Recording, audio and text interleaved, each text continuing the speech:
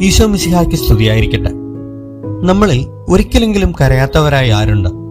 ആ കരച്ചിലുകൾക്കാകട്ടെ വിവിധ തരത്തിലുള്ള നിരാശകളുടെ, നിരാകരിക്കപ്പെട്ട ആവശ്യങ്ങളുടെയൊക്കെ കാരണങ്ങളും ഉണ്ടാകും.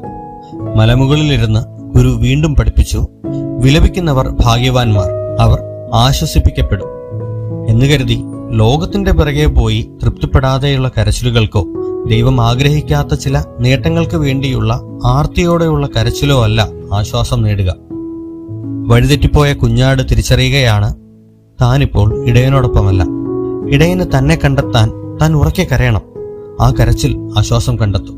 അതേ പ്രിയമുള്ളവരെ, പാപമംഗലമായ ജീവിതത്താൽ നാം നമ്മുടെ അപ്പനെ വേദനിപ്പിച്ചതോർത്ത് കരയണം.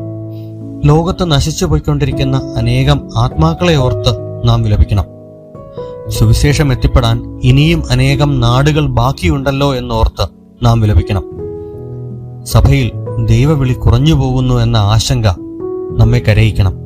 വിശുദ്ധ ഫ്രാൻസിസ് അസീസിയെ പോലെ സുവിശേഷം ജീവിക്കാൻ പലപ്പോഴും നമുക്ക് കഴിയുന്നില്ലല്ലോ എന്നോർത്ത് നാം വിലപിക്കണം. ഈ വിലാപങ്ങൾ ഈശോയുടേതു കൂടിയാണ്.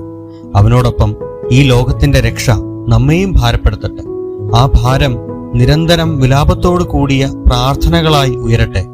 ജീവിതത്തിൽ നമ്മളും ആശ്വസിപ്പിക്കപ്പെടും. ദൈവം നമ്മെ അനുഗ്രഹിക്കട്ടെ.